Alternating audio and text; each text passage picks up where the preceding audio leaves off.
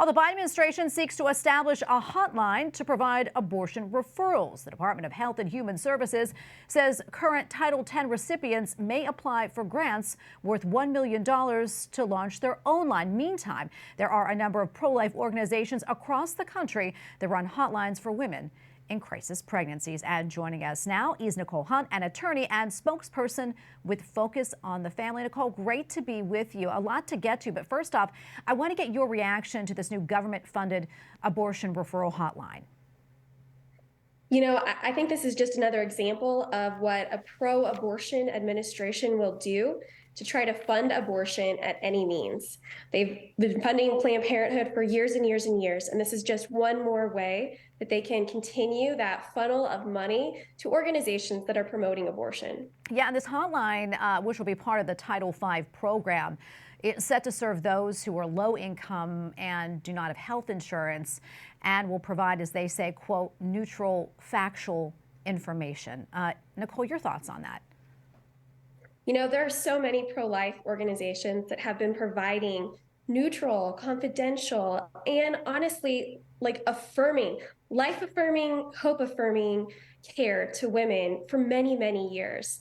And we're going to continue to provide those kind of services. The pro-life movement will. And what the truth is that we're providing really a holistic option for women. We're talking about all alternatives without pushing abortion or pushing life. It's about talking about what the circumstances are for each woman so that she can make a decision that she can be proud of for the rest of her life.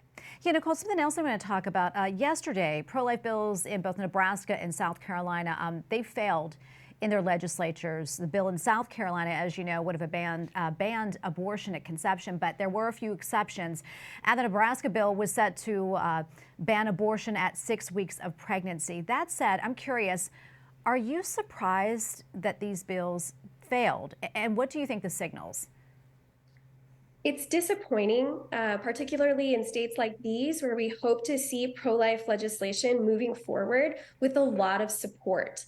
But I think what it demonstrates is that, and we know this in the pro-life movement, what it demonstrates is that culture is behind the law. In this case, with Dobbs overturning Roe, we had the law change overnight, but we had 50 years of culture making and a whole generation of people living under the circumstances where they thought that abortion was moral because it was legal.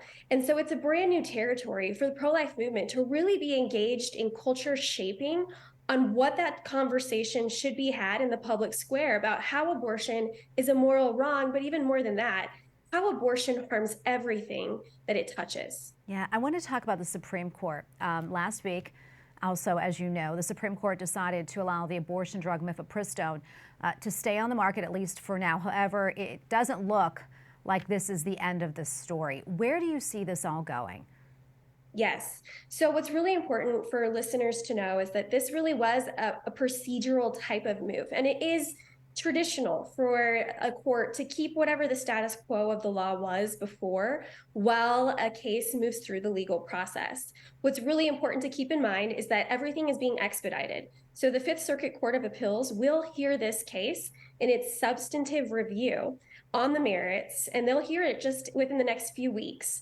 Once it's heard, I imagine that it will quickly be appealed up to the Supreme Court. So I imagine that we'll get it in this year, whether or not it's before the end of the term, only time will tell. But I do think this is something that the pro-life community needs to stay on top of, because this is a very important decision.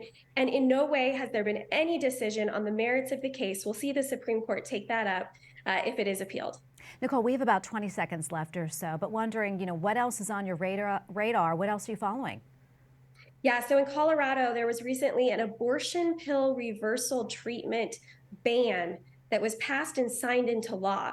Now, a federal district court judge issued a temporary restraining order, and the state of Colorado has said that for now, it will not enforce the ban until rulemaking is in place, but that's expected to happen sometime in September. So in the state of Colorado, and I believe this is the next step for the abortion lobby, they are going to be going after a woman's right to choose life after she has started a chemical abortion. So we need to keep our eyes on that in each one of our states that we're in and see what the abortion lobby is doing to move that type of agenda forward. Well, Nicole, thanks so much for coming on and weighing in. Always great to get your insight. We appreciate it. God bless.